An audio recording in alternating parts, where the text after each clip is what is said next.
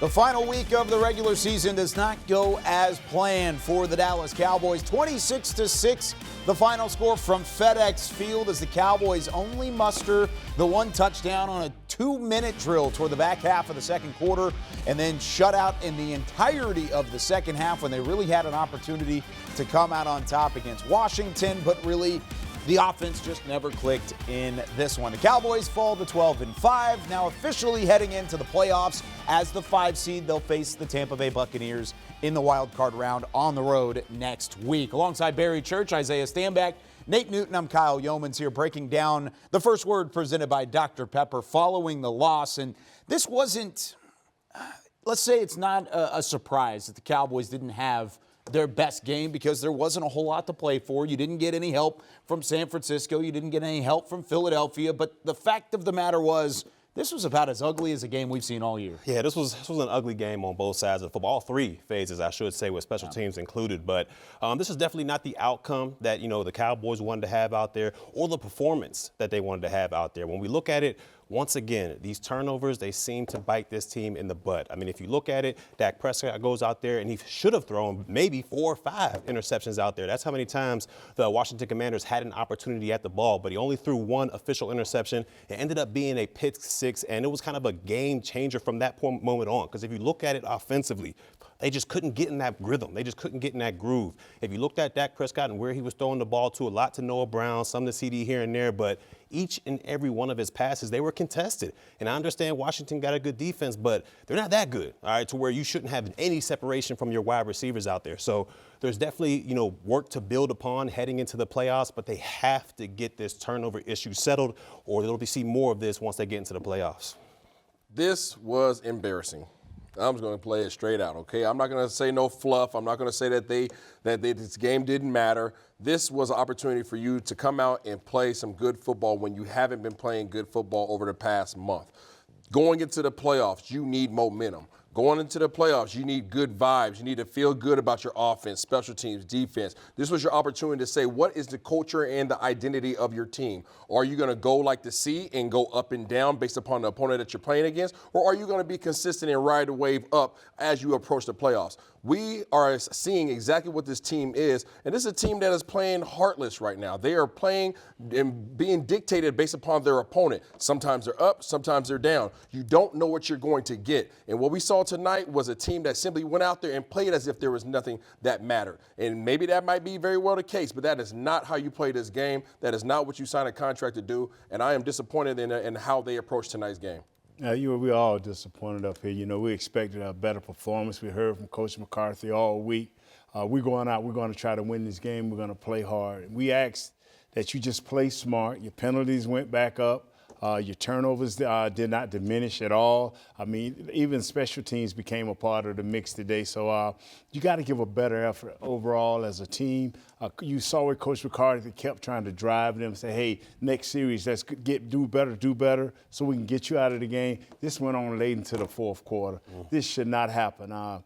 Hats off to a Washington team. I thought this Sam Howell kid would get grind up, and he wound up grinding us up. So I guess it's the way the game is played. Yeah, who would have thought that Sam Howell in his first ever NFL start would have a better stat line and better stats overall than Dak Prescott and really the entirety of the Cowboys offense. Let's start there. 6 points, and they only finished up with 182 yards.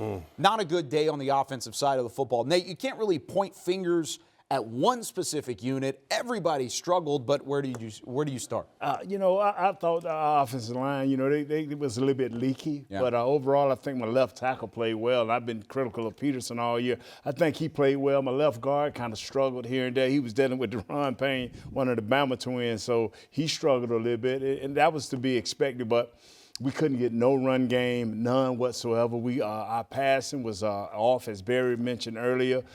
It was just a complete team deal. Our quarterbacks were off, our wide receivers was off, a complete team deal.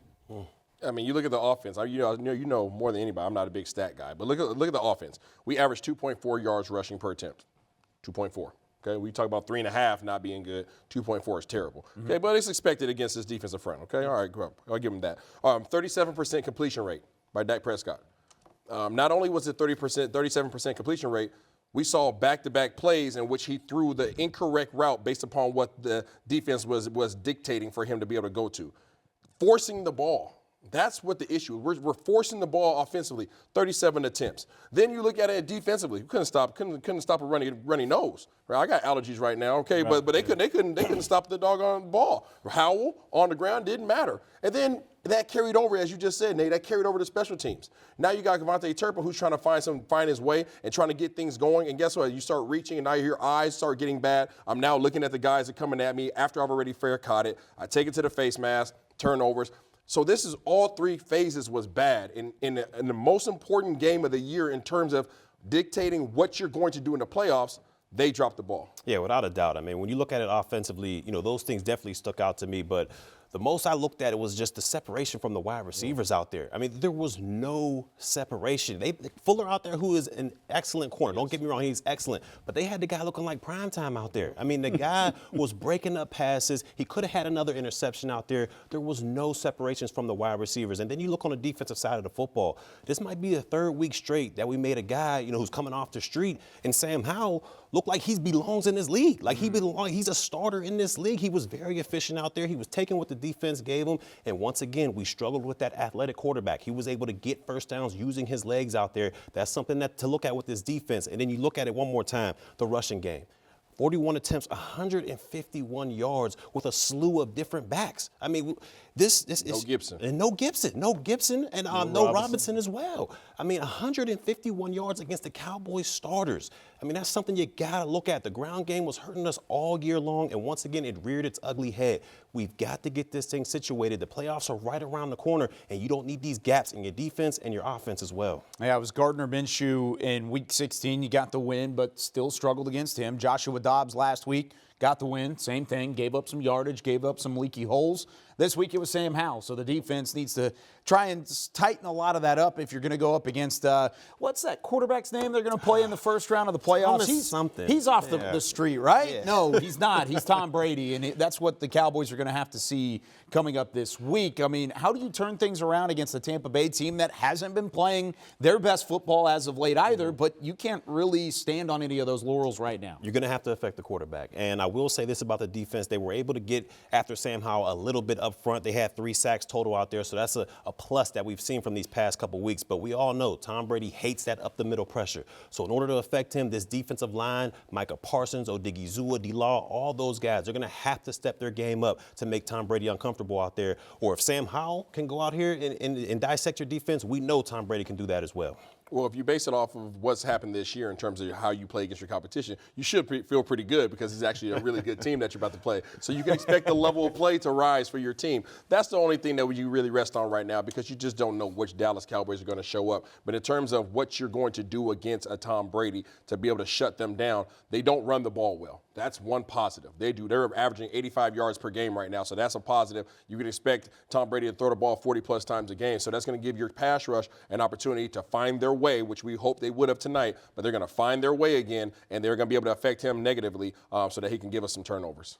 Don't be a little bit more disciplined. I know that Tom is not going to move like this kid and other guys early that we played against, but be effective in your pass rush. You saw a couple of times where guys just got washed down inside, guy got outside. Tom Brady does have a pocket presence, and he can slide to the outside and do the same thing while throwing the ball. So we have to be very disciplined in what we do. And this is playoffs. I mean, it's no second chances now. If you don't do what's right next week, it'll be our last time talking. Yeah. If any indication comes from what they played like today against Washington, it'll be a one and done again for the Dallas Cowboys. For all intents and purposes, we hope that's not the case, and they are able to play up to their competition in Tampa Bay next week. But it is the 4-5 game, so they will face Tom Brady and the Tampa Bay Buccaneers coming up next weekend in the wild card round. We'll leave you with some of the final stats from FedEx Field in the regular season finale against the Washington Commanders. Just 64 yards